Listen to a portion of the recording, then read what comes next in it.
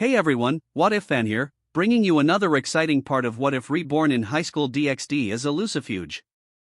You can find the fanfic title and the original author's name on my Patreon page. Make sure to check it out and show them some love.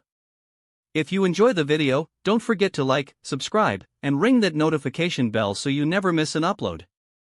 Also check out my Patreon channel for early releases of all the series, where you can find all the series released one day ahead of YouTube. Alright, let's jump into it.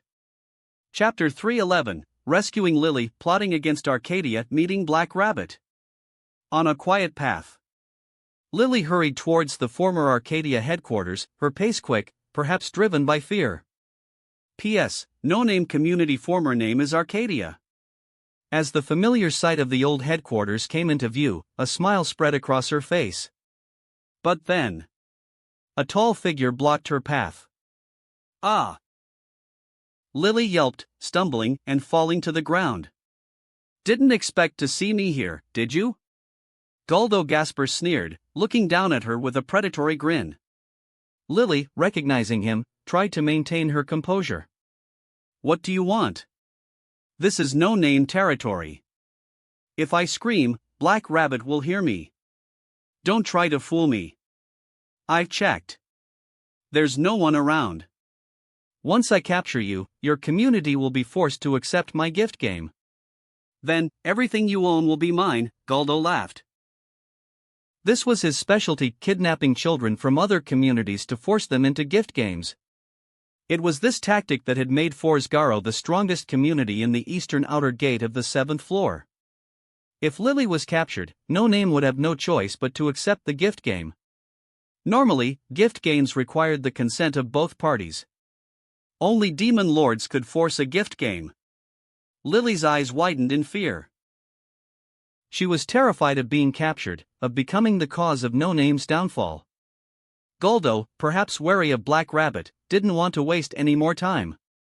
Black Rabbit was a little garden noble and a planetary-level being. But as a gift game referee, she couldn't participate in games. Come quietly, little girl, Goldo said, approaching Lily. Lily turned and ran. But she was no match for Goldo, a werewolf, in a foot race. Ah! She stumbled again, about to fall, when a figure appeared beside her, scooping her up into his arms. Are you all right? Be careful, Roy said, his gentle smile reassuring Lily. He's so kind, she thought. But then her expression changed. Run! He's after me. She remembered Goldo chasing her. Goldo, seeing Roy, was stunned. He had checked the area. There was no one here. But now he would just have to eliminate them both. He had initially captured children from other communities without killing them, but he had found them. Annoying. So, he had started killing them. The other communities, thinking they could rescue the children, didn't know their hostages were already dead. Goldo transformed into his werewolf form and lunged at Roy. Look out! Lily cried. But Roy didn't move. He extended a finger and tapped the air. Crack! Goldo, mid-leap, froze solid. He crashed to the ground, the ice encasing him intact. Roy hadn't killed him. Goldo was a valuable resource provider for No Name. He couldn't kill him yet. It's all right now, Roy said, patting Lily's head. Her fox ears twitched adorably. Thank you. I'm Lily. What's your name? She asked, blushing. Call me Roy. Now, Lily, go home. And don't wander off alone next time, Roy said with a smile. Royoni-san, could you please come to my community? I want to thank you, Lily asked nervously, tugging on his sleeve. Roy had been waiting for this invitation. He had considered joining a strong community in Little Garden to gain access to resources. But he had decided that No Name offered more freedom. Once he controlled No Name, he could acquire even more resources than he would in another community. And there was Black Rabbit, an alluring bunny girl, and Letitia Draculia, a vampire loli. Roy was quite interested in them. He also wanted to involve the girls from his harem in developing his community. If he joined another community, he wouldn't be able to freely bring his familia members along. He wouldn't have the same freedom. Sure, Roy agreed with a smile. Yay! Lily beamed. They left Guldo, still frozen, and headed towards the no-name headquarters. Royoni-san, are you new to Little Garden? Lily asked as they walked, learning that he hadn't joined a community. This surprised her. That's right. I just arrived. I don't know much about this place, Roy explained. I just saw what happened earlier and followed you when that man started following you. I see. Lily nodded, understanding. She wasn't as surprised now, knowing he was new to Little Garden. We're here. This is No Name's territory. Lily said proudly, pointing towards a large gate. Roy looked at the gate. It was rusty and covered in moss, the walls weathered and crumbling. The area outside the walls was overgrown with weeds, a desolate sight. But the sheer size of the walls hinted at Arcadia's former glory. The walls stretched as far as the eye could see. Roy estimated that the entire territory was as large as a small city. But when Lily led him through the gate, he saw a barren wasteland, a desolate desert. It was nothing like the glorious Arcadia he had imagined. Lily, what happened here? Roy asked, feigning surprise. Lily's face fell, and she began to explain No Name's history. 2 years ago, Arcadia, at its peak, had become the sole floor master of Little Garden. But then, they were attacked by unknown demon lords. Demon lords were powerful beings who possessed a special privilege in Little Garden, the Game Master Authority. If they initiated a gift game, no one could refuse. Even the Shiroyasha possessed this authority. Under attack from multiple demon lords, Arcadia was shattered.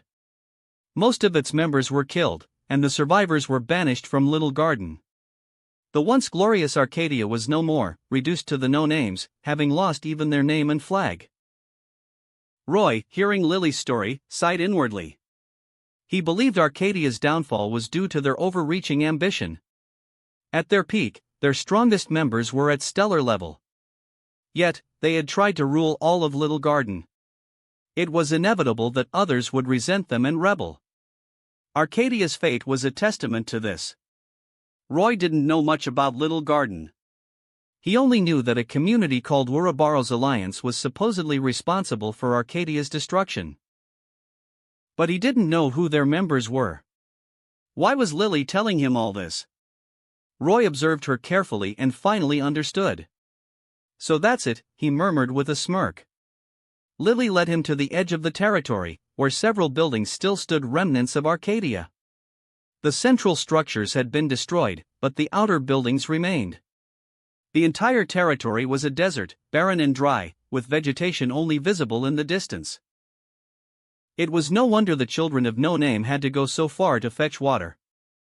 They encountered several children returning with water. It seemed that Black Rabbit was the only adult in No Name. The rest were children. Welcome back. A girl in a short black and red dress stood at the entrance to the settlement. She had long blue hair, blue bunny ears, a delicate face, and captivating red eyes. Was this Black Rabbit? Roy's eyes lit up. Chapter 312, Touching Black Rabbit's Ears. Joining No Name, the gift game begins. Black Rabbit-sama, I'm back. Lily announced cheerfully. Welcome, Lily.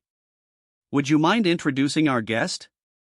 Black Rabbit asked, turning her attention to Roy with a curious smile. Roy rolled his eyes. He knew she had been aware of his presence since they approached the Arcadia Gate. Lily had conveniently asked him if he belonged to a community. When he said no, she had offered to introduce him to No Name. It was all Black Rabbit's scheme. Her motive was clear: she wanted to recruit him, a newcomer to Little Garden who hadn't joined any community. No Name was struggling. Besides Black Rabbit, their only members were children who couldn't participate in gift games. A strong member would be a valuable asset. Having learned about Roy's encounter with Guldo, Black Rabbit was determined to recruit him. In a living room within the No Name headquarters, Black Rabbit served Roy tea. "Thank you for saving Lily. Please, if there's anything you need, just ask," she said sincerely. "Could you tell me about Little Garden?" Roy asked, deciding to gather more information before making any decisions. His memories might not be entirely accurate. Black Rabbit beamed. "Of course." They chatted for a while. As evening approached, "Roy, would you join us for dinner?" Black Rabbit asked. "Sure," Roy agreed, still surprised. He had expected her to ask him to join No Name earlier. But she hadn't mentioned it. If she wasn't in a hurry, neither was he. The dinner was surprisingly lavish, and the children's faces were filled with smiles. Despite their hardships, they hadn't given up hope. After dinner, at Lily's suggestion, Roy joined them for a bonfire, one of the few recreational activities they could afford. Roy," Black Rabbit approached him. Roy smirked inwardly. She couldn't hold back any longer. He looked at her expectantly. Black Rabbit, feeling his gaze, felt a bit exposed. "Roy, could I ask you a favor?" "Go ahead," Roy chuckled. "Would you join No Name?" Black Rabbit finally asked, her eyes filled with anticipation. "Join No Name?" Roy paused, then smiled. "All right." Black Rabbit, who had been prepared for rejection, was overjoyed. "You'll join us?" "Yes." Roy nodded. Black Rabbit, still excited, was also puzzled. "Why would you agree? You know about No Name's situation, right?" "That's what makes it challenging," Roy shrugged. Black Rabbit was momentarily confused, then she nodded. Little Garden was full of problem children, after all. "Wonderful. With you, No Name will rise again." As she spoke, her blue hair and bunny ears turned pink. Roy's eyes lit up. Black Rabbit looked even more beautiful with pink hair. As expected of a Little Garden noble. He reached out and touched her ears. He couldn't resist. He had to touch Black Rabbit's ears. "Huh?" Black Rabbit was startled, then she blushed. A Moon Rabbit's ears were sensitive. "Roy, let go, my ears," she mumbled, trying to pull away, but she couldn't break free. Tears welled up in her eyes. "Oh, sorry. They just looked so cute." "I couldn't resist," Roy said with a chuckle, giving her ears a final squeeze before letting go. Black Rabbit glared at him, pouting. Having successfully joined No Name. The next day, Roy was woken up early by Lily. "Roy, wake up. Black Rabbit wants to see you." "Ugh." Roy sighed, then, looking at the little girl beside him, a mischievous grin spread across his face as he grabbed her tail. "Ah!" Lily yelped, surprised, and collapsed onto his lap, blushing. Roy chuckled and began stroking her tail. Lily's two foxtails were incredibly soft and fluffy. After teasing Lily for a bit, they went to the living room. "Sorry to wake you so early, Roy, but it's important," Black Rabbit said apologetically. "What is it?" Roy asked, sitting down. "It's like this." Black Rabbit explained that Guldo had challenged No Name to a gift game that morning. The loser would forfeit everything. While they could refuse, Guldo would undoubtedly resort to other underhanded tactics, so Black Rabbit was in a difficult position. Roy, hearing this, realized that Guldo was retaliating for his failed attempt to capture Lily. But this was perfect. Equipment and resources were being delivered right to their doorstep. There was no reason to refuse. "Except the gift game," Roy said. "Huh?" Black Rabbit was stunned. "You're saying we should accept Guldo's challenge?" "Yes," Roy nodded with a smile. "But you don't understand. No Name only has Gene who can participate in gift games." Black Rabbit hesitated. No Name lacked any real fighting power. Most of their members were children. Gene Russell, while technically the community leader, wasn't a particularly strong fighter. And Black Rabbit herself couldn't participate in gift games. they had no chance of winning against another community. Don't worry. You have me, Roy said confidently. Black Rabbit remembered Lily mentioning how Roy had easily subdued Goldo, but she hadn't seen it herself. And if they accepted the gift game, Roy would be facing Goldo's entire community alone. Roy, seeing her hesitation, said, "If you don't believe me, we can have a gift game." Black Rabbit was intrigued. This would be a good opportunity to test his strength. All right, she agreed. They went outside. The children of No Name, hearing about the gift game between Roy and Black Rabbit, gathered to watch. The rules of this gift game are as follows. Black Rabbit summoned a contract scrolled geas roll and handed it to Roy. As a little garden noble, she could communicate with the host master and create gift game contracts. That's why she had been chosen as a referee. Once the terms of the gift game were agreed upon and recorded on the geas roll, they couldn't be changed. The host master enforced the rules absolutely. Roy took the scroll and read it. The rule was simple: the first person to touch the other's body wins. Have you finished reading? If you win, you can ask for anything. Since this is your first gift game, you don't have to wager anything, Black Rabbit explained with a smile. The contract stated that if Black Rabbit won, Roy wouldn't have to forfeit anything.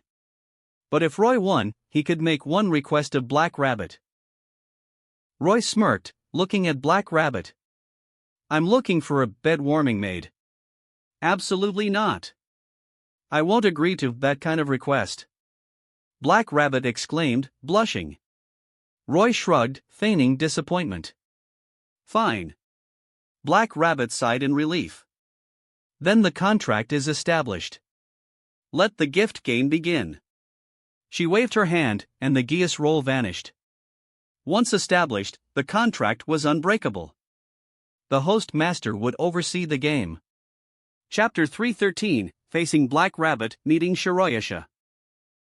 The gift game between Roy and Black Rabbit began. The children of No Name watched nervously. "Black Rabbit, aren't you going to make a move?" Roy asked with a smile, seeing her hesitation. "Considering this is your first gift game, I'll let you go first," Black Rabbit said confidently, hands on her hips. While usually a bit clumsy, she was still a planetary-level being, a formidable force in Little Garden. "Is that so? Then here I come." A mischievous glint flickered in Roy's eyes. He had a fun idea. "Bring it on." Black Rabbit nodded, her expression serious. Whoosh! As soon as she finished speaking, Roy appeared before her, a smirk on his face. Black Rabbit, startled, leaped backward, her powerful legs propelling her away. "Heh," as expected of a moon rabbit. "Those legs are nice," Roy said, his gaze lingering on Black Rabbit's stocking-clad thighs. He vanished again. Black Rabbit, still in midair, looked around cautiously, but he was gone. As she landed, Roy was already there, waiting for her. He looked up, hoping for a panty shot, but her skirt was impossibly dark, concealing everything. He frowned. This must be the gift Shiroyasha had bestowed upon her, eternal partial concealment. Ah! Black Rabbit, noticing Roy below her, yelped and instinctively covered her skirt. Roy's eye twitched. There was nothing to see. Why bother covering it? Black Rabbit seemed to realize this as well. "You're strong, Roy. But I won't lose." "I'm going all out now," she declared, her blue hair and bunny ears turning pink as her power surged. This was her battle form, her planetary-level power unleashed. She charged towards Roy. Whoosh! She was incredibly fast, reaching him in the blink of an eye, her hand reaching for his chest. Roy smirked and sidestepped, easily dodging her attack. Black Rabbit lunged again. They moved across the clearing, their speed too fast for the children to follow. "Black Rabbit-sama and Royoni-san are so amazing," Lily exclaimed, her eyes filled with admiration, though she could barely see their movements. "Roy is really strong," Jean said excitedly. Their community had finally gained a powerful member. Now, they had a chance to reclaim their name and flag. Meanwhile, The chase continued for a while. Roy decided to end it. Black Rabbit, are you ready? It's over, Roy said with a smile, still dodging her attacks. Don't get cocky. Just give up. There's no penalty for losing, Black Rabbit retorted, her competitive spirit ignited. She wouldn't lose. Is that so? Roy smirked. His speed increased dramatically. Before Black Rabbit could react, he was before her. Game over. Roy's hand was on Black Rabbit's chest. According to the rules, he had touched her first. Black Rabbit froze, her face crimson as she looked at his hand. Ah, she screamed. Roy calmly retracted his hand, not a hint of embarrassment on his face. The rules only stated that he had to touch her. It didn't specify where. He had to admit, Black Rabbit's assets were surprisingly impressive. So I win? He asked. Black Rabbit glared at him, her arms crossed over her chest. Roy, unfazed, continued, then I'll state my request. Not that kind of request. Black Rabbit quickly reminded him. I know, Roy sighed. Be my maid for a day. What? No. Black Rabbit immediately refused. It's just regular maid duties. No bed warming required, Roy said with a shrug. Black Rabbit sighed in relief. Just regular maid duties? That was acceptable. Fine, she agreed. Roy smiled, satisfied. Remember to wear a maid outfit. Roy, I've accepted Galdo Gasper's gift game challenge, as you instructed. The game is in 3 days, Black Rabbit reported, dressed in a sleeveless maid outfit with black stockings and long legs. She looked enticing. Roy, observing her, thought, black stockings are truly the best. Roy, are you even listening to me? Black Rabbit shouted. Ahem. Of course. Black Rabbit, make me some tea, Roy said casually. Black Rabbit's eye twitched, but she still went to prepare the tea. This tea is quite good, Roy commented after taking a sip. Of course it is, Black Rabbit said proudly, then she remembered something. Roy, this isn't the time to be talking about tea. Aren't you worried?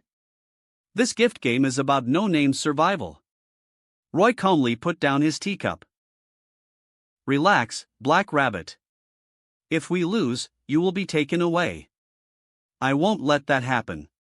Black Rabbit blushed at his words. Roy, enjoying her flustered reaction, suddenly had an idea. I heard that the Thousand Eyes community can appraise gifts. If you're so worried, why don't you take me there? Sure, Black Rabbit readily agreed. She had been wanting to take him there anyway. They left No Name's territory. Roy and Black Rabbit walked through the streets of Little Garden. The streets were bustling with people, and the variety of demi-humans fascinated Roy.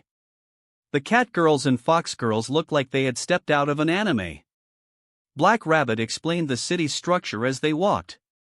Little Garden City was similar to a human city. The 7th floor's outer gate was mostly populated by ordinary demi-humans with little power. Galdo's dominance over the eastern outer gate was due to his underhanded tactics. Even with his vampire powers, he wasn't even a Mouplass. He was just a slightly stronger small fry. They stopped in front of a shop. Yo! Black Rabbit, long time no see. A small girl with white hair suddenly rushed out of the shop and leaped towards Black Rabbit. Black Rabbit, seeing the girl, was startled and instinctively stepped back. Roy, however, stepped forward and caught the girl. Black Rabbit peeked out from behind Roy and gasped. Shiroya-sama. What are you doing in the lower levels?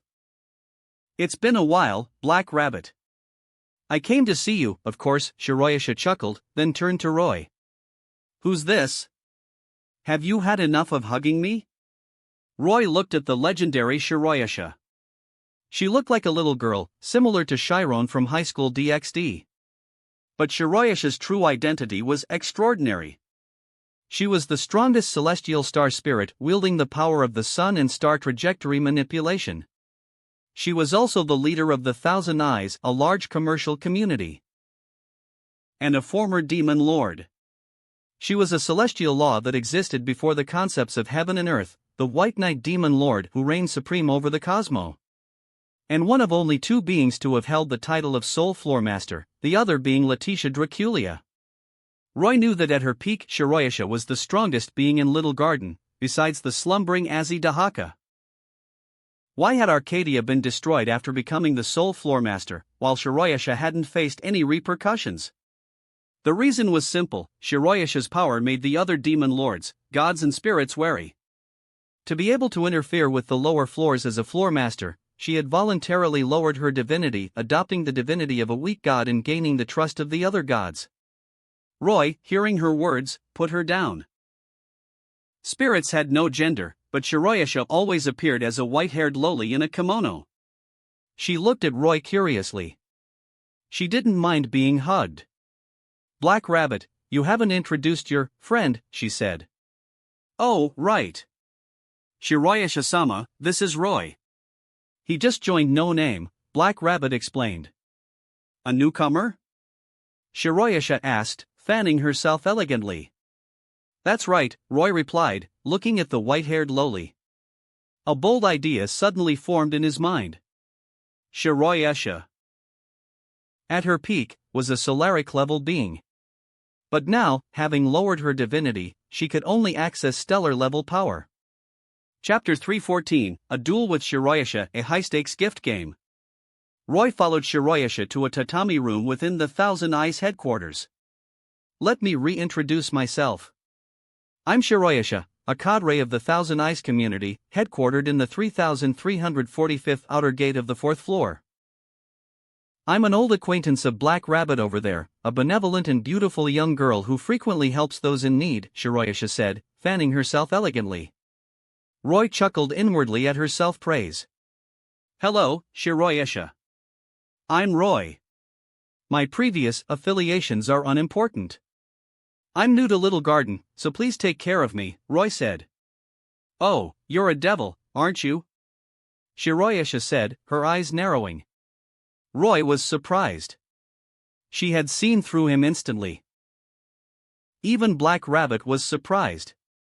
"That's right," Roy admitted readily. In Little Garden, a world of gods and spirits, being a devil wasn't unusual. Shiroyasha and Black Rabbit didn't seem bothered by his revelation. "A devil from outside Little Garden? You're different from other devils," Shiroyasha commented, her curiosity piqued. Most devils were grotesque, towering figures. She had never seen a devil who looked so human. Roy smiled but didn't elaborate. Shiroyasha, seeing his reluctance to explain, didn't press the matter and turned to Black Rabbit. "So, Black Rabbit, what brings you to Thousand Eyes?" "I wanted to have Roy's gift appraised." "I see." Shiroyasha had been about to offer her assistance, but appraising gifts wasn't her specialty. But then she remembered something: gift cards. Gift cards, officially known as fragments of Laplace, were fragments of omniscience. They recorded the names of gifts, powers connected to one's soul. Even without a formal appraisal, they could reveal the true nature of most gifts. They could also store materialized gifts, allowing them to be rematerialized at will, quite convenient. Of course, she wasn't just going to give Roy a gift card. "Let's have a gift game. If you win, I'll give you this," she said, holding up a gift card. "A gift card!" Black Rabbit exclaimed. Gift cards were incredibly rare and valuable. But Roy shook his head. "A gift card isn't enough to satisfy me." "Oh?" Shiroyasha raised an eyebrow, then smirked. "What kind of challenge do you desire? Or perhaps a duel with me?"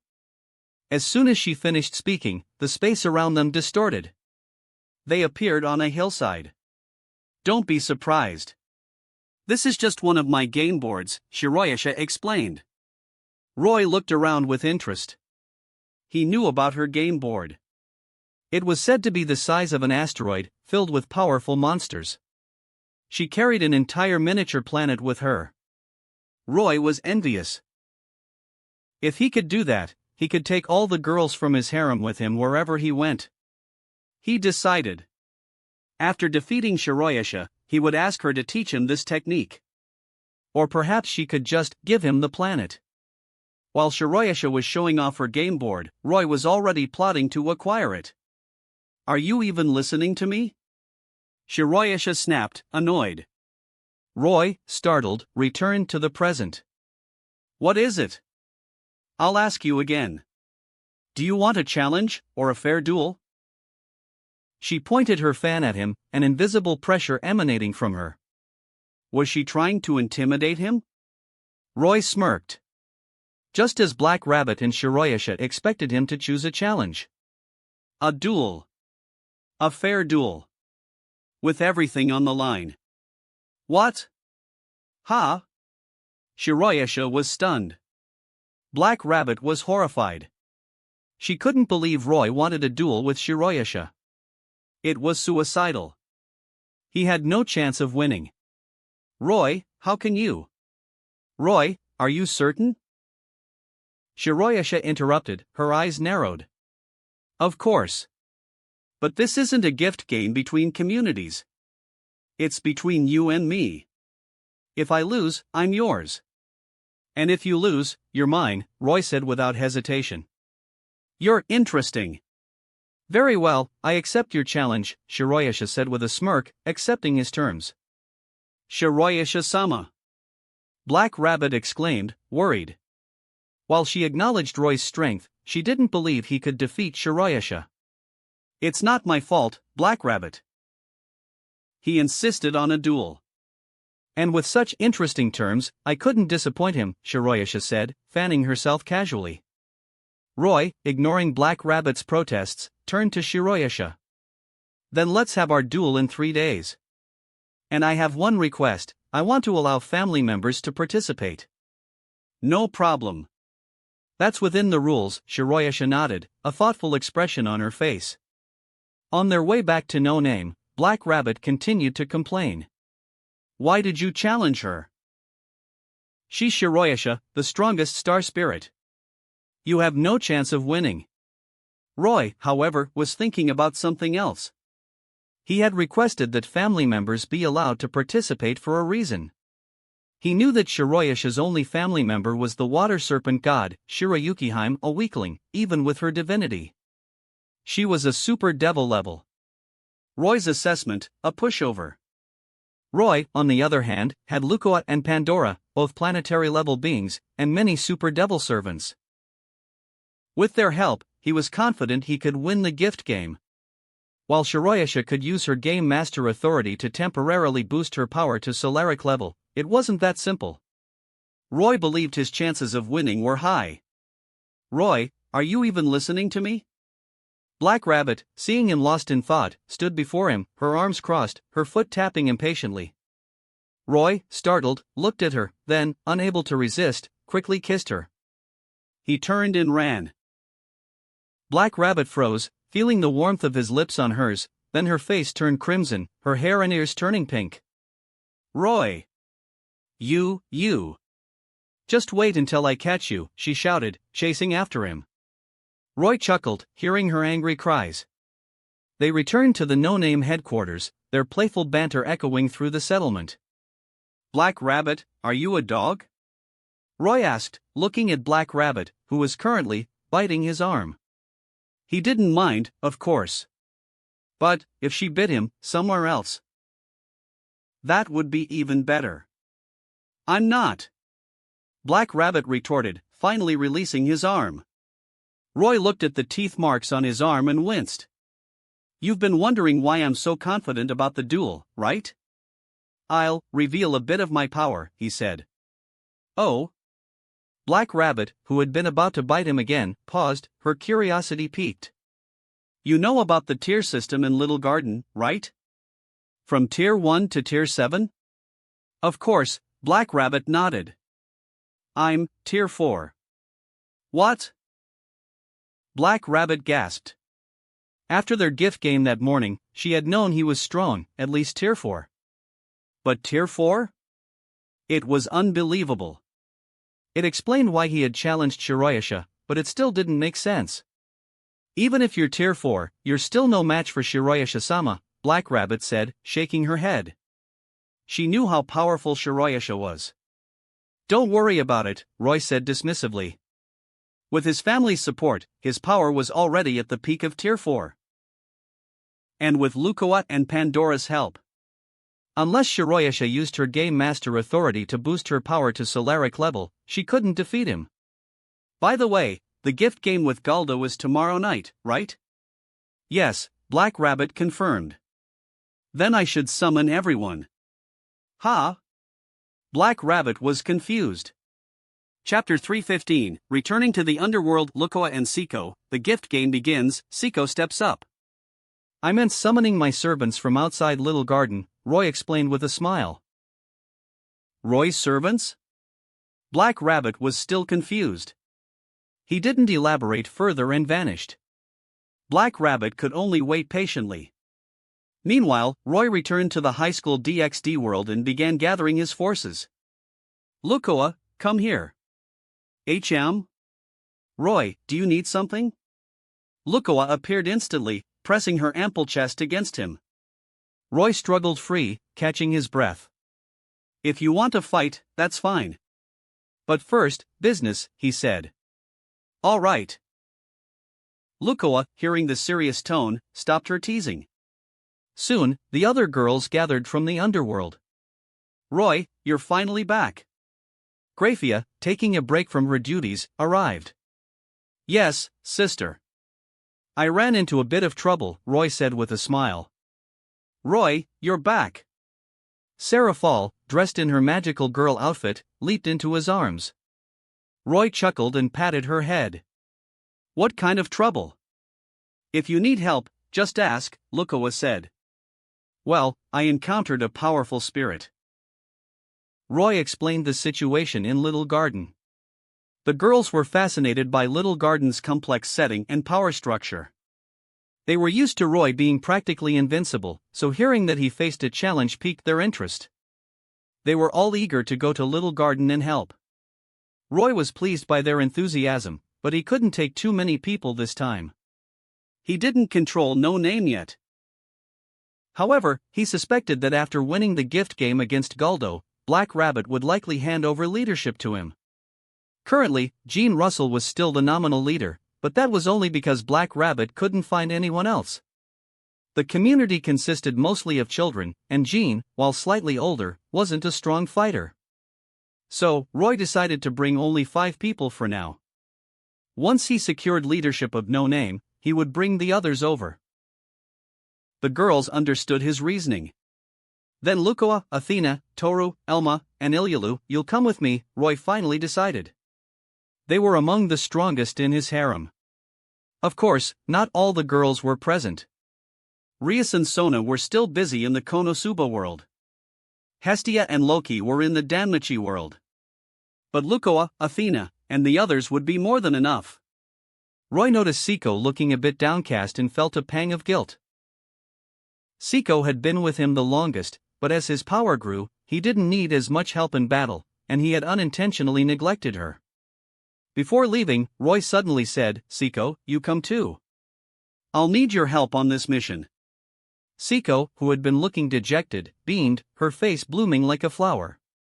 Yes. She nodded and moved to his side. Roy took Seiko's hand and turned to the others. We're leaving now. Come back soon. You have to take me next time. After saying goodbye, Roy and the 6 girls returned to Arcadia. Roy, you're back.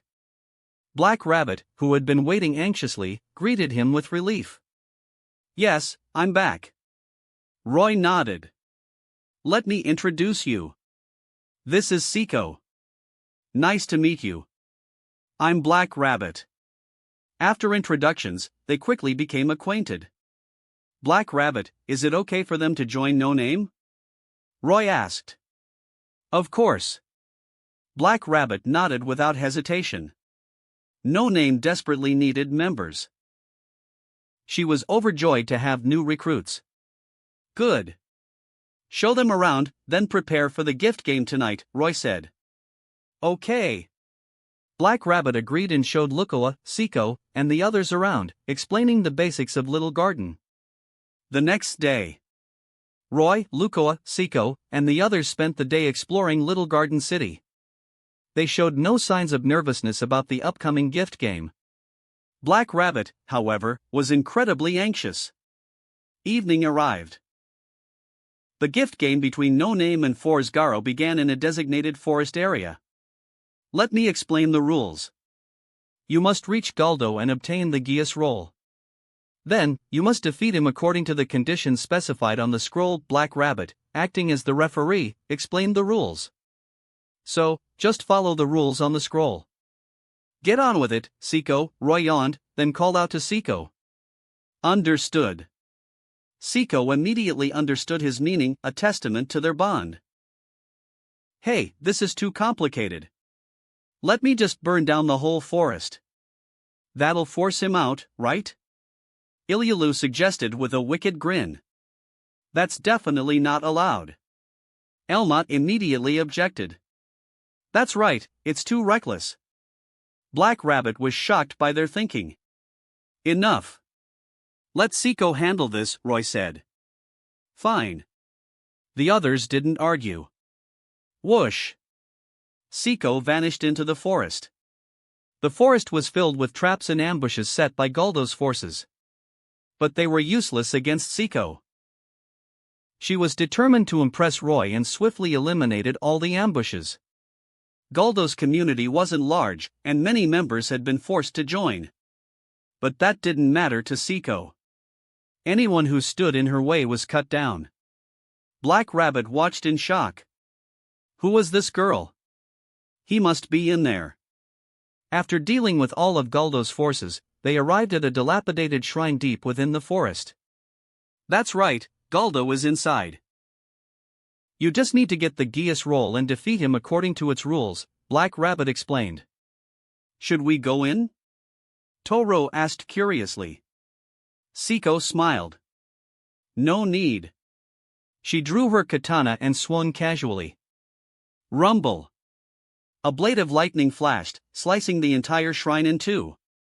Galdo, who had been inside, was exposed. As soon as they saw each other, a Geas roll materialized between them. Oh? Defeat him using a specific weapon? Roy examined the scroll. The condition was to use a special sword to defeat Galdo. It's that sword. Seiko instantly spotted a cruciform sword mounted on a nearby wall. That must be it, Roy nodded. Galdo, recovering from the shock of having the shrine split in two, finally realized what was happening. Seeing Roy, he was terrified. He had barely escaped Roy's ice magic last time. Damn it! You joined the No Names? Who are you? Galdo roared. Roy scoffed. You challenged us to a gift game without even knowing who's in No Name now. How foolish. Galdo's face darkened. He made a decision. He took out a small vial filled with crimson liquid from his pocket. He uncorked it and drank the liquid. Roar! Galdo roared, transforming into a ferocious giant tiger. His crimson eyes fixed on Roy and the others, he lunged. Looks like he drank some kind of potion to temporarily boost his strength, Roy observed, looking at the enraged, beast-like Galdo. Yes. It probably raised his power temporarily, Black Rabbit confirmed. Roy chuckled and shook his head. Seiko was a planetary level, Tier 5, powerhouse. No matter how much Galdo boosted his power, he was no match for her. Seiko, seeing Galdo charge, sneered. She casually slapped him with the flat of her blade. Bang! Galdo was sent flying. Seiko didn't waste any time. She grabbed the cruciform sword specified on the Geas roll and swung. Slash!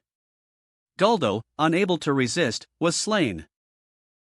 Challenging Roy's servants, composed of Tier 5 and Tier 4 beings, to a gift game was suicidal for Galdo. It was bullying.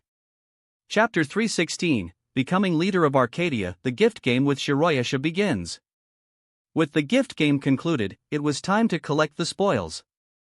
All of Galdo's community resources now belonged to No Name. Black Rabbit handled the transfer. That evening, during the celebration feast, Gene Russell approached Roy. "Well, if it isn't the little leader."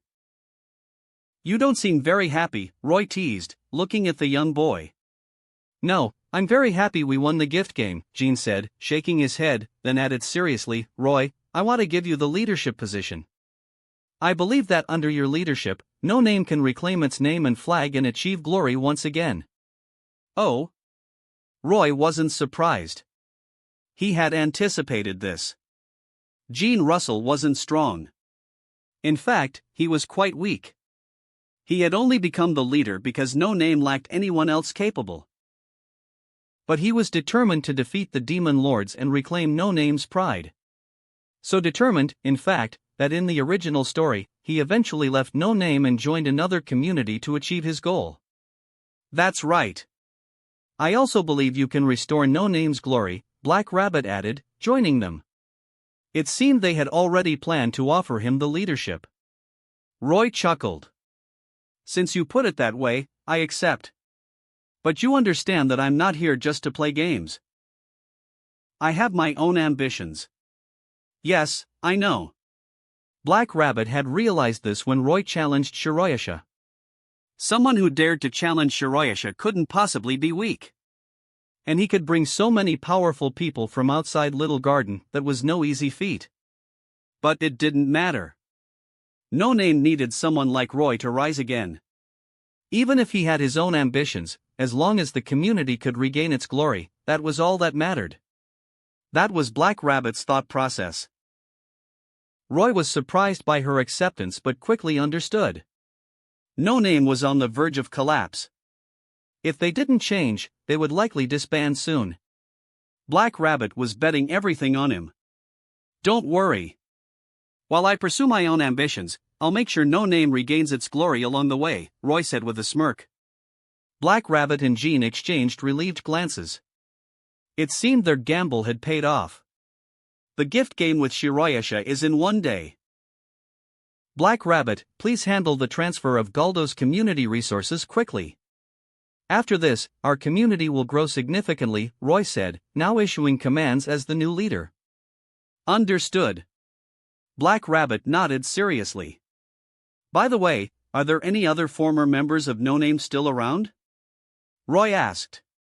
Besides Canaria-sama and the others who have disappeared, only Letitia-sama is still accounted for. Black Rabbit hesitated. Where is Letitia now? She's being held by the community Perseus. Their leader is Laius Perseus, Black Rabbit explained. Laius Perseus was a coward who had betrayed his comrades. He had captured Letitia and forced her into participating in gift games. I see. After the duel with Shiroyasha, we'll deal with Perseus and rescue Letitia, Roy declared. Letitia Draculia, the pure-blood vampire princess, a lowly vampire who could also transform into a mature woman. She perfectly matched Roy's preferences. He had to rescue her. And Letitia was no weak vampire. She was the Draculia demon lord, the vampire king. During Little Garden's early days, the 12-year-old vampire princess Letitia had reached the rank of Dragon Knight. She led the Knights of Little Garden, protecting the city and establishing the floor master system for the lower levels. She was the first soul floor master. And she possessed the 13th zodiac sign, the Ophiuchus Sun authority. At her peak, Letitia's power reached solaric level. But due to internal conflict within the vampire race, she fell and became a demon lord. Canaria rescued her from the abyss. That's why Letitia had joined Arcadia. Really? That's wonderful! Black Rabbit exclaimed. She believed that with Roy's strength, defeating Perseus would be easy. As for the gift game with Shiroyasha, she had already forgotten about it. She couldn't possibly predict the outcome. 3 days passed quickly. It was time for the gift game with Shiroyasha. She hadn't announced the game publicly. The venue was still her game board. So, these are your community members? Shiroyasha asked, observing Lukua and the others with surprise.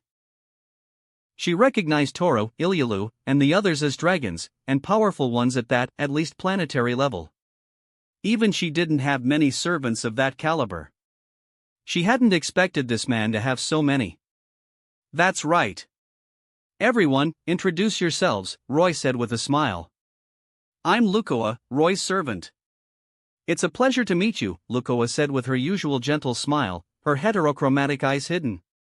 I'm Toru, Roy's wife. Nice to meet you. I'm Ilyulu. Toru, Ilyulu, Elma, Athena, and Siko introduced themselves. Nice to meet you all. Allow me to introduce my side as well, Shiroyasha said, seemingly confident in her own strength, as she only had 2 servants beside her. A large serpent and a griffin. Greetings, I am Shirayukiheim, the water serpent god, servant of Shiroyasha-sama. The white serpent spoke first. I'm Gry Grief, servant of Shiroyasha-sama. The griffin introduced itself simply. Shiroyasha, are you sure you're only using them? Are you trying to go easy on me because this is your game board? Roy asked, looking at the serpent and griffin.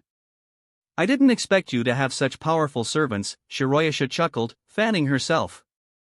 Oh? You still have time to summon reinforcements. Shiroyasha scoffed. I wouldn't break the rules like that. Fine.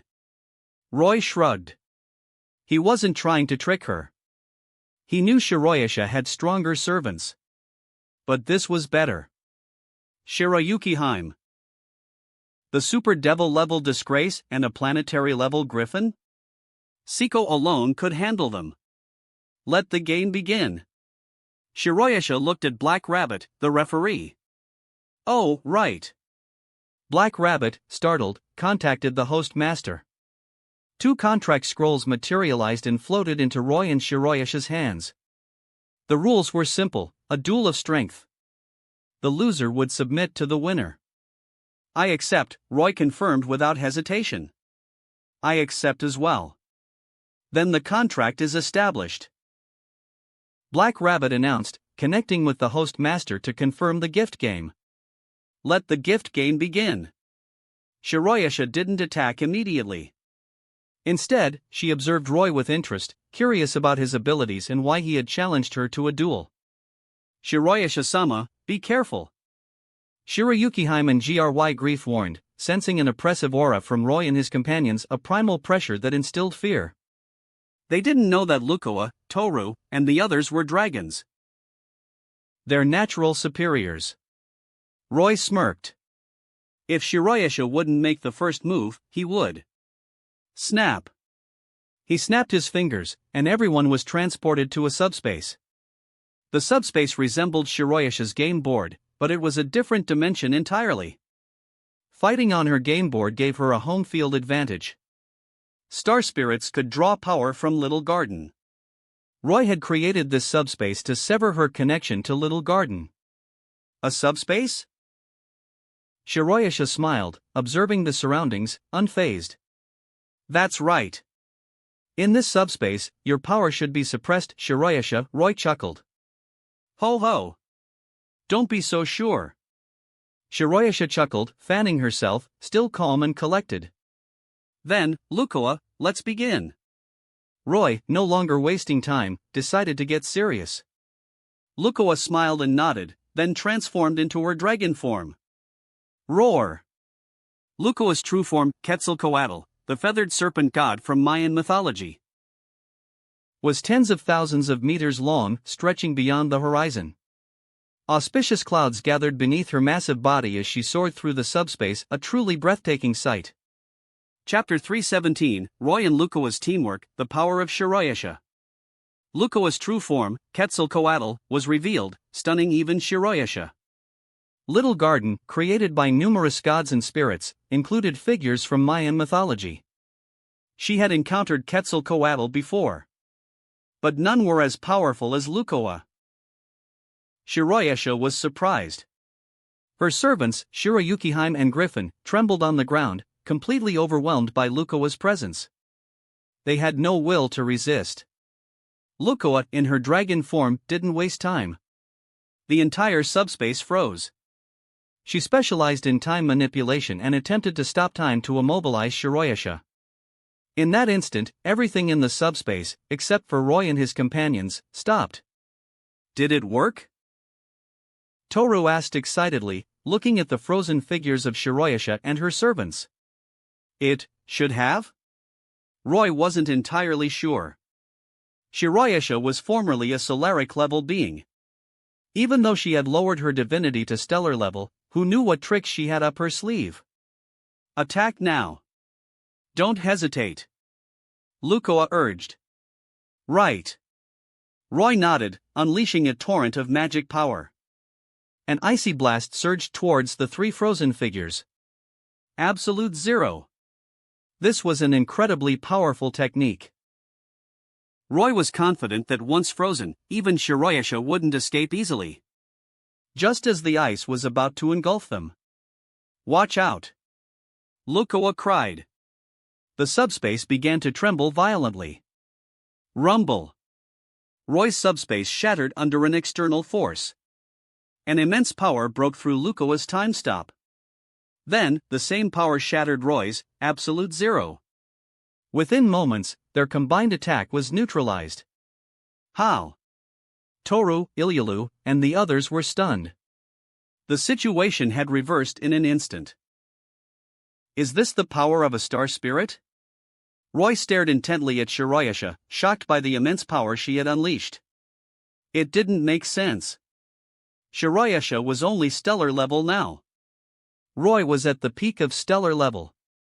How could she break through the combined attack of two stellar level beings so easily? Ho ho ho! You underestimated me, Shiroyasha chuckled, fanning herself, her expression hidden. She looked at Roy and Lukoa, surprised by their strength. Lukoa's time stop ability was troublesome, even for her. But the main threat was Roy. His ice magic had posed a significant danger. Shiroyasha was the star spirit of the sun and the White Knight. She had drawn upon the power of the White Knight within Little Garden.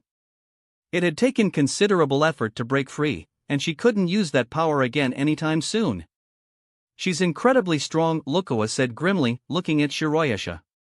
She was the strongest opponent they had faced so far. Black Rabbit was also stunned. She had finally witnessed Roy's true power, and it was almost unbelievable. But she was also worried. Shiroyasha had effortlessly countered Roy's attack. Heh, you almost had me fooled, Shiroyasha, Roy suddenly chuckled. If you hadn't lowered your divinity, we would be no match for you. But now, how many times can you use that kind of power? That last attack, it must have been your strongest, right? He had figured it out. A stellar-level Shiroyasha shouldn't have been able to break their combined attack so easily. She must have used a powerful gift. And such abilities usually couldn't be used repeatedly in quick succession. Shiroyuki Hyman Griffin looked at Shiroyasha, surprised by Roy's deduction. Ha! Why don't you find out? Shiroyasha continued to smile mysteriously, hiding her true thoughts. But Roy was certain she was bluffing. Lukoa? Understood. Lukoa prepared to use her time stop again.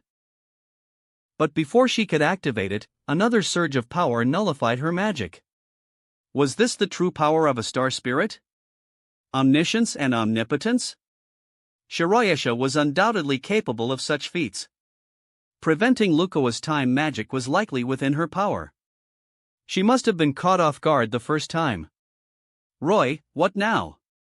Lukoa asked, unsure how to proceed after her time magic was nullified again. Don't worry. Watch this. Roy frowned, then turned to Shiroyasha with a smile.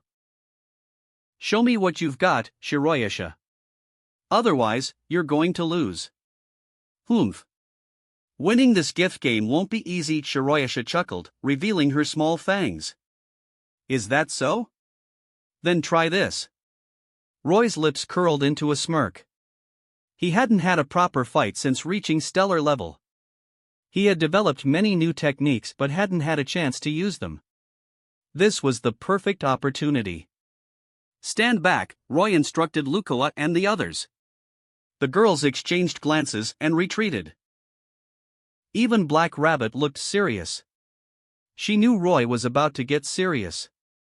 Shiroyasha's expression also turned grave. She hadn't attacked proactively because counteracting Lucawa's time magic had taken a toll on her. After all, she was only stellar level now. Suddenly, the temperature plummeted. Black Rabbit shivered involuntarily. She saw Roy prick his finger, and droplets of blood floated into the air. The temperature dropped even further. Bloody absolute zero. This technique used Roy's own blood to create an intense cold that surpassed absolute zero. He had learned it after reaching planetary level. It consumed a significant amount of blood, but its power was immense. No one had ever forced him to use it before. The blood transformed into an icy wind that swept towards Shiroyasha and her servants. The very air froze in its path. Crack! Crack! Crack! Shiroyasha-sama, what do we do? Shiroyuki-hime cried, hiding behind Shiroyasha. Shrink down and stand behind me, Shiroyasha said seriously. Shiroyuki-hime and Griffin obeyed instantly. Shiroyuki-hime transformed into a beautiful human woman with flawless white skin and long legs.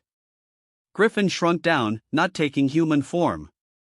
They stood behind Shiroyasha. She channeled the power of the stars, creating a protective barrier around them. Roy's bloody absolute zero reached them. Crack! Crack! Crack! The barrier froze instantly, transforming into a massive iceberg. The iceberg continued to grow, freezing the surrounding air. Phew, Roy sighed in relief. Did he win? Siko, Toru, and the others stared intently at the iceberg. We'll have to ask Black Rabbit, Lucawa said, looking at the referee. Black Rabbit frowned. She couldn't see inside the ice.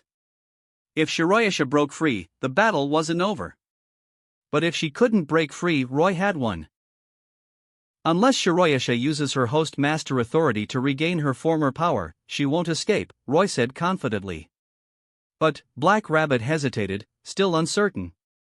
Let's wait. If she doesn't emerge soon, you can declare the result, Roy said with a wave of his hand. Black Rabbit reluctantly agreed. All right.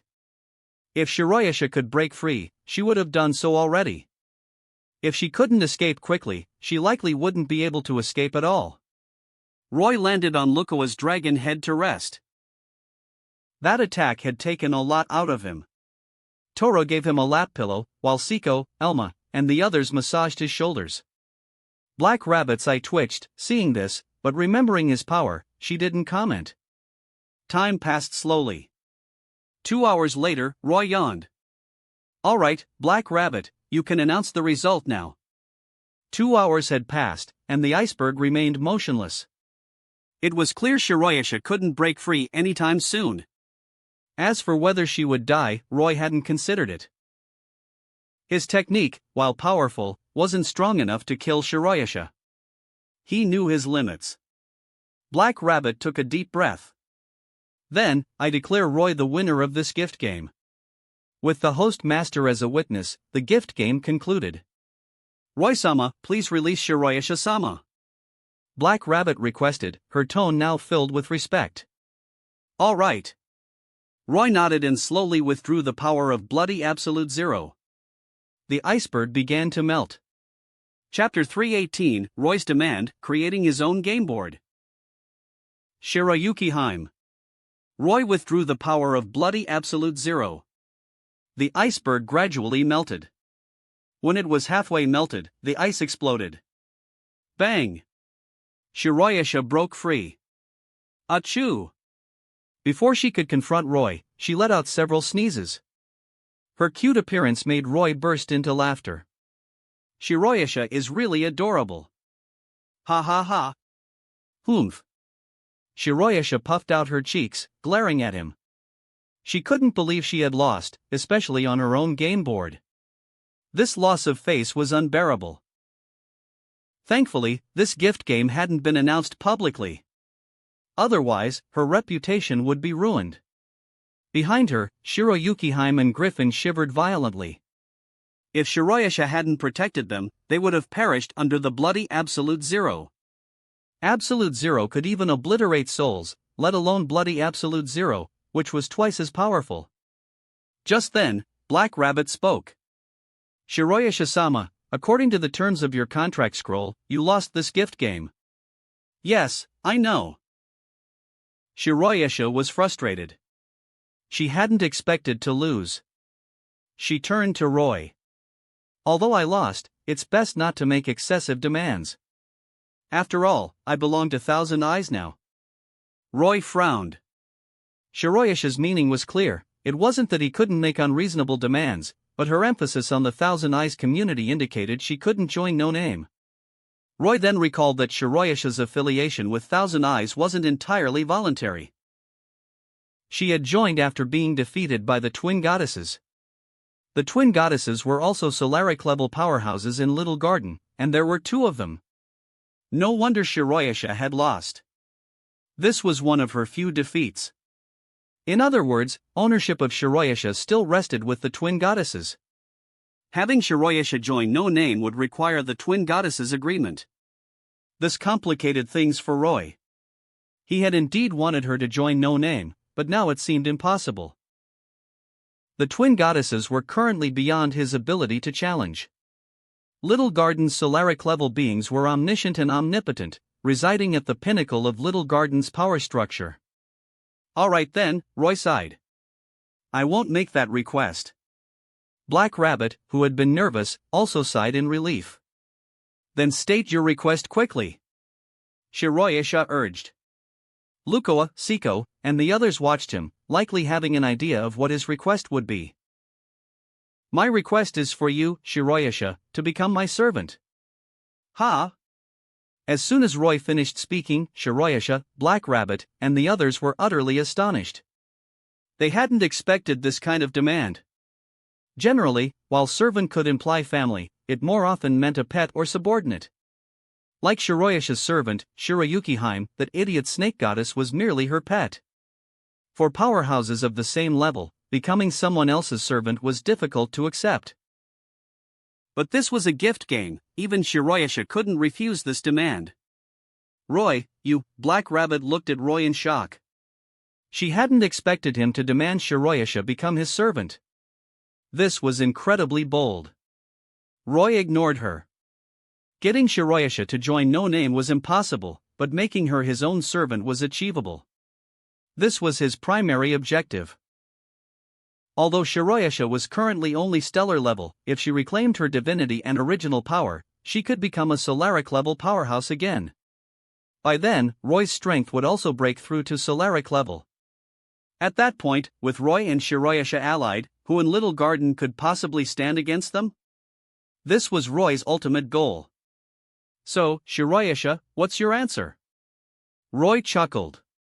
Shiroyasha looked at him with a complex expression. Since I lost to you, do I still have a choice? The host master was created with the power of Little Garden's gods. Even she couldn't resist it, so she had no right to refuse. Hee, Shiroyasha, don't worry.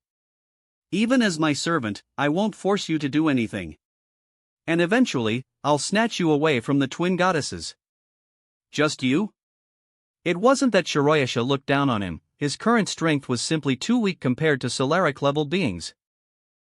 Although only 1 tier apart, the difference in strength was monumental. Stellar-level beings were utterly insignificant compared to Solaric-level. That's right, just me. Roy chuckled, displaying unparalleled confidence. Shiroyasha was skeptical but didn't question his words further. Let's sign the contract, Roy said, taking out an evil piece. What is this? Shiroyasha took it, puzzled. This is called an evil piece. Accepting its power will make you my servant, and it can also increase your strength. Roy explained with a smile. Oh? It can increase my strength? Shiroyasha was skeptical. She was inherently the star spirit of the sun and white knight, her power had been at its peak since birth and couldn't be increased. If you don't believe me, just try it, Roy laughed. The evil pieces granted by the system ignored level restrictions for improvement, even for someone like Shiroyasha. Shiroyasha didn't speak, silently accepting the power of the evil piece. The piece's power slowly merged into her body. Rumble. Suddenly, a tremendous force caused the entire world to shift color, as if something terrifying was about to descend. But the sensation vanished in an instant. It actually increased. Shiroyasha opened her eyes, examining herself in amazement. And it wasn't just a minor increase, it had raised her power limit as the White Knight Demon Lord. In other words, once she reclaimed her divinity and restored her Solaric level power, she would be even stronger than before. Shiroyasha looked at him in amazement. "Roy, how did you do that?" Roy chuckled lightly, his own strength hadn't increased much. Only when Shiroyasha reclaimed her divinity and became the White Knight Demon Lord again could his strength break through to Solaric level, potentially becoming omniscient and omnipotent. Of course, this power boost came from the evil piece, perhaps it wouldn't truly make him omniscient and omnipotent. Maybe I can acquire that authority. Roy was already thinking about other matters. If he succeeded. But now wasn't the time for that. Next, Roy learned from Shiroyasha how to create his own game board. With his strength, creating such a portable planet wasn't difficult, he just lacked the method before. Under Shiroyasha's guidance, he quickly learned the technique and created his own game board. It was called a game board, but it was essentially a pocket dimension. All the rules on the planet were set by him. For example, like in the Toriko world, he could make all the plants and animals on his planet edible ingredients. Or, like in Pokemon, the entire world could become a world of Pokemon. The planet Roy created was like this. Full of Pokemon, and the entire planet was filled with various ingredients. A foodie's idea. And the Pokemon would keep the planet from being too boring. Next, he just needed to place his servants inside. Thus, his own world was created. Yo Roy, the game board you created is really childish. At this time, Shiroyasha, Black Rabbit, Seiko, and the others were all inside Roy's game board. Looking at the cartoon-style planet before her, Shiroyasha couldn't help but complain. I quite like it here. It's beautiful, no conflict, carefree, Black Rabbit said with a look of longing. Hearing Black Rabbit say this, Shiroyasha was also a bit moved, but being somewhat tsundere, she wouldn't admit it. You can all live here too eventually, Roy chuckled. Really? Black Rabbit was excited. Of course. Roy nodded naturally. He wasn't planning on letting this clumsy rabbit go. After admiring the game board, Roy and the others said goodbye to Shiroyasha, preparing to return to the Arcadia headquarters. But when they returned, there was an extra person, no, it should be said, an extra clumsy snake. Roy-sama, is this pressure okay? At this time, inside Arcadia, Roy was lying on Shiroyukiheim's lap, being comfortably served by her. Shiroyukiheim, in human form, had long black hair and an exquisite face, ranking among the top even among Roy's servants. Plus, she was indeed very fair, yes, very fair all over, and had black stocking thighs. Finally, adding her gentle, weak, and cautious temperament, this perfectly matched Roy's preferences. Yes, not bad. Roy smiled and nodded. Although her technique wasn't as good as Akino's or Rias's, it was good for a first time. Chapter 319, Letitia Draculia the Lowly Capable Vampire. A confrontation with Perseus, holding Letitia high. Several days passed quickly. With Shiroyasha also becoming Roy's servant, No Name underwent a significant transformation. Roy summoned more of his servants. Little Garden was an intriguing world, and he planned to develop his community here. Perhaps he could even relocate the entire Lucifuge family, making the Lucifuge family the strongest in Little Garden that would fulfill Roy's long-held ambition. Black Rabbit, having witnessed Roy's power, no longer interfered with his decisions regarding the community. Her goal was simple: reclaim No Name's flag and name, restoring Arcadia to its former glory. Leader, I've found information about the Perseus community. After dealing with Galdo's affairs, Black Rabbit finally had time to investigate Perseus. Oh? Tell me, Roy said with a smile. No Name had only Black Rabbit to handle its affairs. It was understandable that it took her so long to gather information. Black Rabbit nodded. Laius Perseus, the leader of the Perseus community, is planning to hold a gift game in a few days. And Letitia Sama is the prize. Is that so? Roy nodded. He already knew. Shiroyasha had told him. But he also knew that Laius might not necessarily hold the gift game. In the original story, he had suddenly cancelled the game and decided to sell Letitia directly. So, the best course of action was to challenge Perseus to a gift game. Roy smiled at Black Rabbit. Don't worry about it. Challenge Perseus to a gift game with everything on the line. Are you sure? Black Rabbit was worried. Perseus wasn't like Galdo's community. They were backed by the entire Greek pantheon. Laius was a former cadre of Thousand Eyes, a student of Jack-o'-lantern and a descendant of Perseus. He possessed the divinity of Hephaestus, the god of the forge. His community resided in the fifth-digit outer gates. What are you worried about? Roy chuckled. Black Rabbit hesitated, then, seeing his confidence, she relaxed. After all, Roy had defeated Shiroyasha. All right. I'll issue the challenge right away. Black Rabbit left without further hesitation. Just then, Roy sensed an unfamiliar presence approaching the Arcadia headquarters. Before the intruder could react, Siko, Toru, and the others surrounded them. The figure, however, didn't resist. They brought the intruder before Roy. Letitia? Roy was surprised. It was a little girl with golden hair tied with a black ribbon, her figure petite and adorable, her expression blank. It was Letitia Draculia. She had managed to escape from Perseus. It must have cost her dearly. Letitia looked at him expressionlessly. Are you the current leader of No Name? That's right, Roy nodded, observing her with interest. Letitia summoned a spear and charged towards him. But before she could reach him, Siko intercepted her. Letitia gasped, surprised by Siko's speed. Humph. Siko didn't waste words. She attacked with her katana. Bang! Letitia, unable to defend herself, was sent flying. Siko! Roy called out, stopping Siko from delivering the final blow. Siko obediently returned to his side.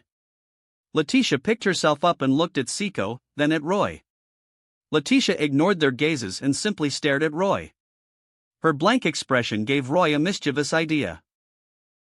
He approached her, then scooped her up into his arms, holding her high above his head. Welcome back, Letitia, he chuckled. Letitia, despite her usual stoicism, blushed at being held like this in front of everyone. Let me down, she mumbled, struggling slightly. Roy observed her with amusement, then gently lowered her. Leader, I want to be held high too. Lily tugged on Roy's sleeve, her eyes filled with envy. Roy's eye twitched, but he indulged the little girl's request. After a moment. I intended to disband No Name.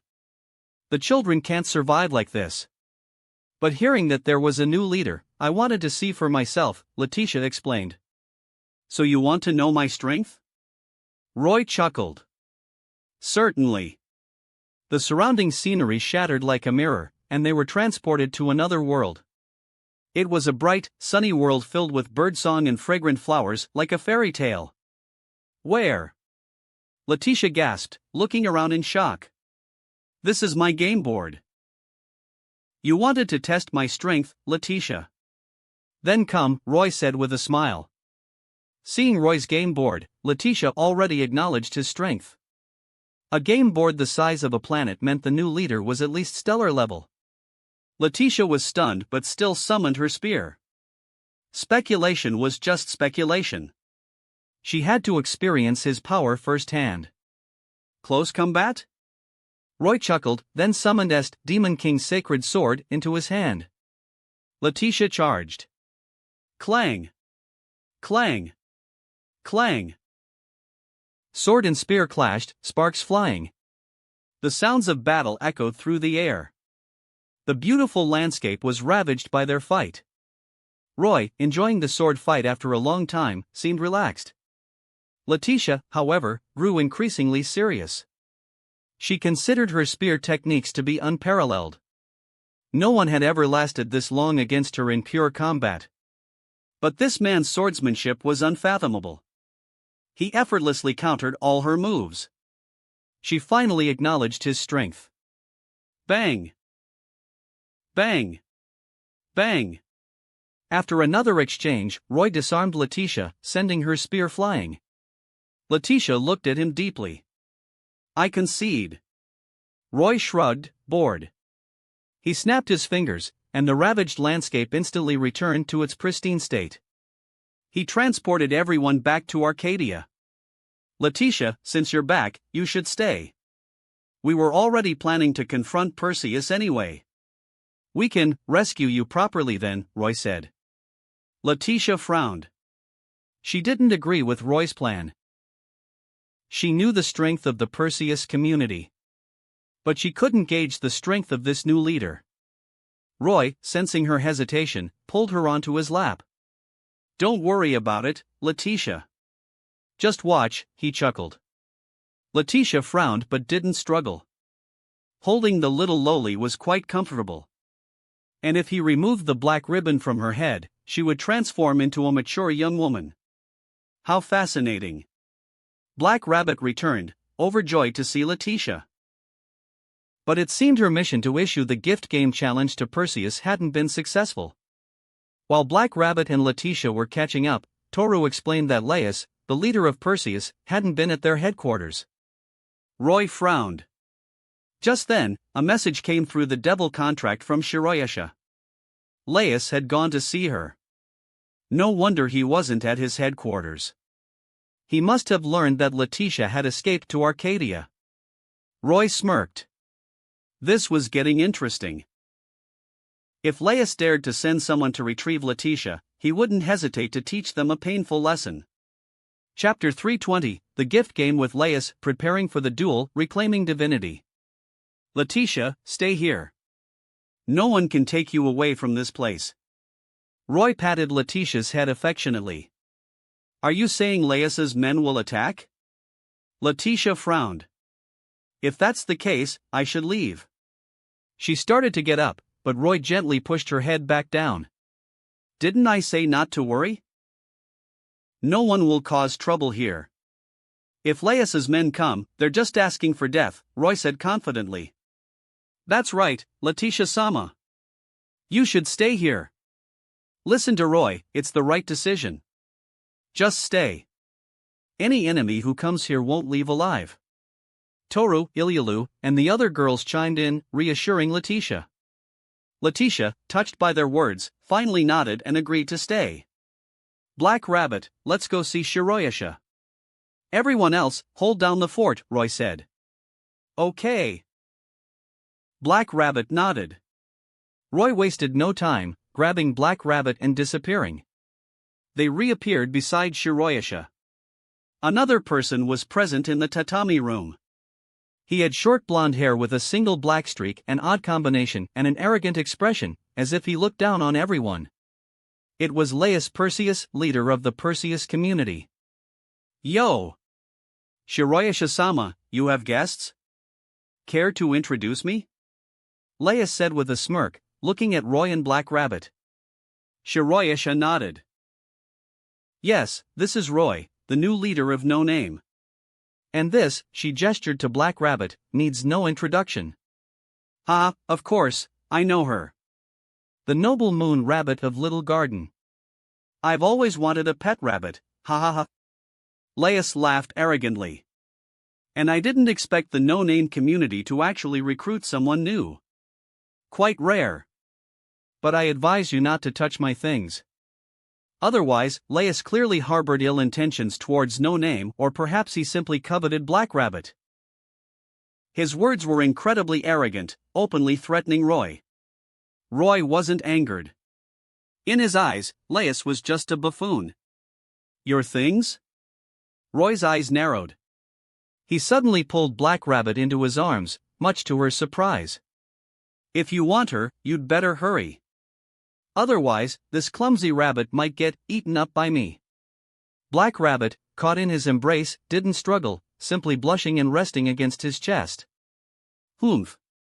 Laius's face darkened. Roy had openly defied his warning.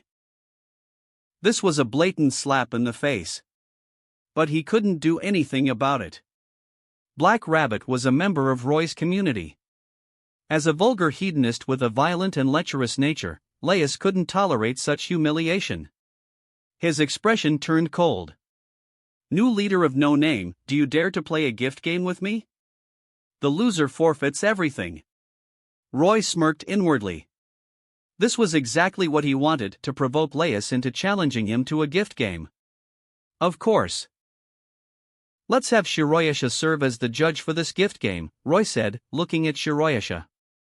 Shiroyasha understood. Are you both certain you want to engage in a gift game, wagering everything you own? I have no problem with it, Roy agreed readily. Humph. Neither do I. But I have one more condition, Laius added. Oh? What condition? Shiroyasha asked curiously. He's not allowed to do anything to Black Rabbit before the gift game ends, Laius sneered. Roy, do you agree? Shiroyasha asked Roy. No problem. But you're also forbidden from doing anything to your territory. Because that will soon become the property of No Name, Roy retorted with a smirk. Black Rabbit, while beautiful, wasn't worth risking his plans over. He knew she wouldn't escape him anyway. The important thing was to prevent Laius from playing dirty. And you, Laius? I agree. Laius didn't hesitate. The condition seemed irrelevant to him. He was certain he wouldn't lose. Very well. The contract is established. Shiroyasha, communicating with the host master, summoned 2 contract scrolls from the void. The scrolls detailed the rules of the gift game. Once agreed upon, they could not be changed. Both Roy and Laius reviewed the scrolls and agreed. Your gift game will be held in 3 days. Until then, you must abide by the terms of the contract scroll. Failure to do so will result in forfeiture, Shiroyasha announced, collecting the scrolls. Under the supervision of the host master, gift games were absolute. No one could defy the rules. The host master system was created by the collective power of Little Garden's gods. Unless one's power surpassed the sum total of all gods in Little Garden, resistance was impossible. Humph. Don't think I don't know that Letitia ran away. It doesn't matter where she's hiding. She can't escape, Laius suddenly added with a smug expression. It seemed that, just like in the original story, he had sent people to attack the Arcadia headquarters, intending to intimidate them and recapture Letitia. Roy simply smiled at Black Rabbit. Isn't trespassing considered an act of hostility? Yes, that's correct, Black Rabbit confirmed, playing along. Humph. Laius scoffed, dismissing their words entirely. He was confident in his plan to capture Letitia. Based on his knowledge of No Name's current strength, they shouldn't be able to resist. Just then, Laius's expression changed drastically. He had received a message from his community. His face turned grim. The message reported that the team sent to capture Letitia had been completely wiped out. Impossible. How could No Name defeat his forces? He had even equipped the capture team with special gift cards. Those useless idiots. Laius cursed under his breath. Roy and Black Rabbit exchanged amused glances. The girls back at the headquarters were no pushovers. Iliulu and Siko, especially, wouldn't show any mercy. Losing his elite capture team clearly pained Laius greatly. Ha ha ha. Someone suffered a huge loss, but I won't say who. Roy chuckled, looking pointedly at Laius. I wonder who that could be. Black Rabbit giggled. Even Shiroyasha couldn't suppress a smile. Laius, realizing he had been played, stood up, his face dark. You'll regret this. This isn't over, he snarled, then stormed out of the room. Ha ha ha. Roy burst into laughter. Roy, Laius has the entire Greek pantheon behind him, Shiroyasha commented, fanning herself, though she didn't seem particularly worried. In the current era, stellar-level beings were already considered top-tier. Unless a Solaric-level being intervened, Roy was practically unbeatable. She had nothing to worry about. If they cause trouble, I'll just absorb the entire Greek pantheon, Roy said dismissively. There weren't that many Solaric-level beings in Little Garden, and the Greek pantheon certainly didn't have any. He wasn't worried. Hearing this, Black Rabbit finally relaxed. If they had lost the gift game, her fate would have been uncertain. Moon rabbits, nobles of Little Garden, were highly sought after, whether as mascots for a community or as the playthings. It was a matter of prestige. Laius clearly had designs on Black Rabbit, but his plans were doomed to fail. Anyway, we don't need to worry about Laius for now. Shiroyasha, you need to reclaim your divinity as soon as possible, Roy said, sipping the tea a servant had brought. Reclaim my divinity. All right, Shiroyasha agreed. Reclaiming her divinity was always possible, though somewhat troublesome. She suspected Roy's motive. Perhaps when she regained her Solaric-level power, Roy's strength would also undergo a dramatic transformation. Regardless, she was looking forward to seeing what changes Roy would undergo. After discussing matters further with Shiroyasha, Roy and Black Rabbit returned to Arcadia. The gift game with Laius was in 3 days, but Roy didn't need any special preparations. With him present, there was no possibility of failure. He had one more thing to attend to. The next morning, Roy summoned Black Rabbit. Black Rabbit, do you have a way to contact Canaria? Canaria-sama? Black Rabbit was startled, then shook her head sadly. I'm sorry, I don't have any way to contact her right now. That wraps up this part of What If Reborn in Highschool DxD as a Lucifuge. Thanks so much for listening. As always, new parts drop every 4 days, so be sure to stay tuned. Also check out my Patreon channel for early releases of all the series, where you can find all the series released 1 day ahead of YouTube. If you enjoyed the video, don't forget to like, subscribe, share it with your friends, and please consider supporting the original author as well. See you in the next one.